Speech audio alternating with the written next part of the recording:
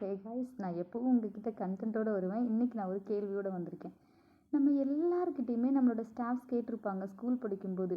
உன்னோட லைஃபோட ஆம்பிஷன் என்ன? நீ பெரிய பையன் என்ன பண்ணுவ? பெரிய பொண்ணா என்ன பண்ணுவ? அப்படின்னு கண்டிப்பா கேட்டிருப்பாங்க. நம்மளும் ஒவ்வொரு ஸ்டாண்டர்ட்ல ஒவ்வொரு பதில சொல்லியிருப்போம். அந்த லைஃப்க்கான பாத்துல தான் இப்போ நம்ம போயிட்டுருக்கோமா? அப்படின்னு கேட்டால் கண்டிப்பாக நிறைய பேர் கிடையாது. பட் சில பேர் அன்னைக்கு என்ன சொன்னாங்களோ அதுதான் நம்ம சேஸ் பண்ணிகிட்ருக்கோம்.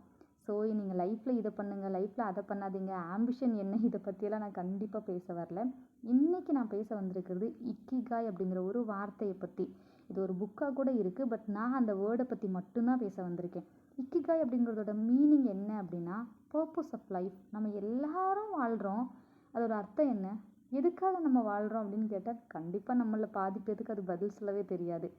ஆனால் நம்ம பேரண்ட்ஸ்கிட்ட போய் கேட்டோம் அப்படின்னா, நான் என் பொண்ணுக்காக வாழ்கிறேன், என் பையனுக்காக வாழ்கிறேன், என் ஃபேமிலிக்காக வாழ்கிறேன், இந்த மாதிரி கண்டிப்பாக ஏதாச்சும் ஒரு பதில் இருக்கும்.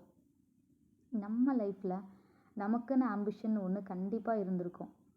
அது பின்னாடி நம்ம துரத்தி போகவும் செய்யலாம், போகாமல் இருக்கலாம்.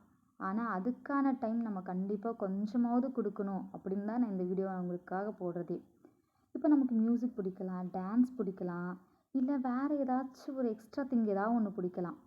அதில் நமக்கு பெருசாக இன்கம் இல்லாமல் இருக்கிறதால நம்ம அதை சூஸ் பண்ணாமல் எதில் நமக்கான லைஃப் இன்கம் வருதோ அந்த வேலையை தான் கண்டிப்பாக செய்வோம்.